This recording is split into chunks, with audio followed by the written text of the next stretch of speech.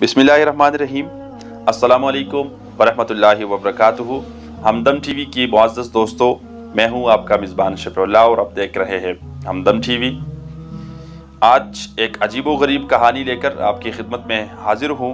दोस्तों, कहानी बताने से पहले आपसे रिक्वेस्ट है कि हमारे चैनल को लाजमी सब्सक्राइब कीजिए और बेल आइकन को भी प्रेस कीजिए।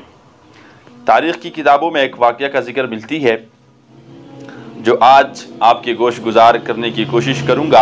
याद रखना, इस कहानी से बहुत अहम सबक मिलने वाली है। आपने बहुत मुख्तसर कहानी है, मुकम्मल सुननी है। बहुत शुक्रिया।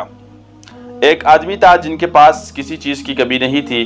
वो एक दौलतमंद और अमीर आदमी था जिनके पास आलीशान महल थी, खूबसूरत बीवी, अल्लाह ताला ने उसे एक खूबसूरत बेटा भी दिया था। बड़ी अच्छी ज़िंदगी चल रही थी, मगर जब अल्लाह ताला किसी से सुकून लेता है तो कहाँ से कहाँ तक ले जाता है। एक दिन आलीशान महल के बाहर उनका कार खड़ा था कि बच्चे के हाथ में किल थी।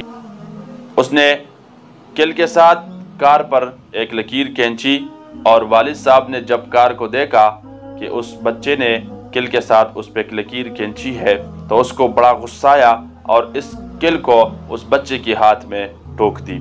याद रखना, फिर भी वालिद था जब बच्चे की हाथ को यूं खून में लथपथ देखकर बर्दाश्त न कर पाया और सीधा अस्पताल मुंतकिल किया। वक़्त के मुनासिबत से डॉक्टरों ने इलाज करवाया, पट्टी वगैरह की और उसे रुखसत किया। वो घर ले आया और उसी दौरान वक़्त गुजरता रहा।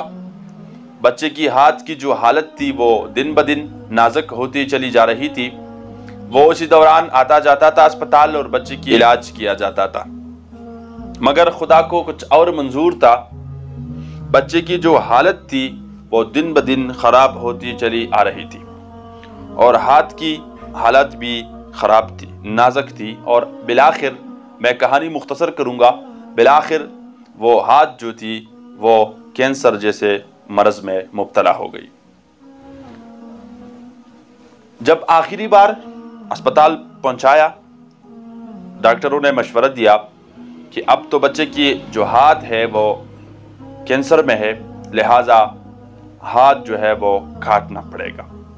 उसी दौरान माँ भी हमराह थी। जब माँ की कानों तक ये खबर पहुंची कि आपके बच्चे की हाथ जो है वो आज काट दी जाएगी, तो वो बेचारी ज़मीन पर गिरकर अपने बच्चे की ये हालात बर्दाश्त न कर पाई कर वफात पा गई।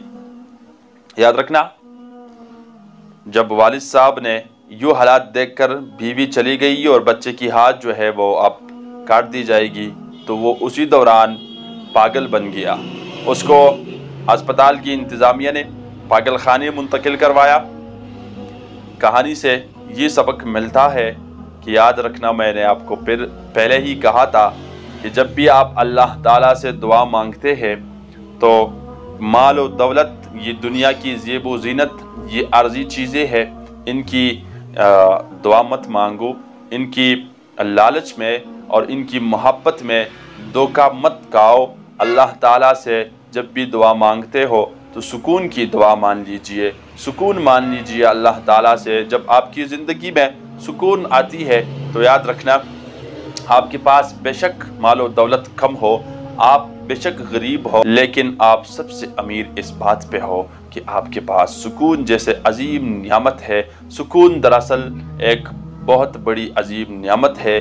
जिनके पास सुकून होती है उनको किसी चीज़ की ज़रूरत नहीं होती। और दूसरी सबक इस कहानी से ये भी मिलती है कि अपने बच्चों पर दस्ते शफ़क़त रख कर उनके साथ प्यार और मोहब्बत से पेश आओ। ये कहानी में ये वाज़ेह तौर पर दिखाया गया है कि जो कार थी वो उसी जगह पे खड़ी है, जो आलीशान महल था वो अपनी मकाम पे मौजूद है, लेकिन जो नहीं है वो माँ की गोद आज के बाद नहीं मिलेगी गई। तो खुदा अपने बच्चों के ऊपर रहम कीजिए और अल्लाह ताला से सुकून की दुआ कीजिए। हमारे चैनल के साथ जुड़े रहिए। इंशाअल्लाह मैं आपके लिए आज के बाद बहुत अजीब व गरीब कहानी लेकर आपकी खिदमत में हाजिर रहूँगा। फ़ी अमानिल्लाह।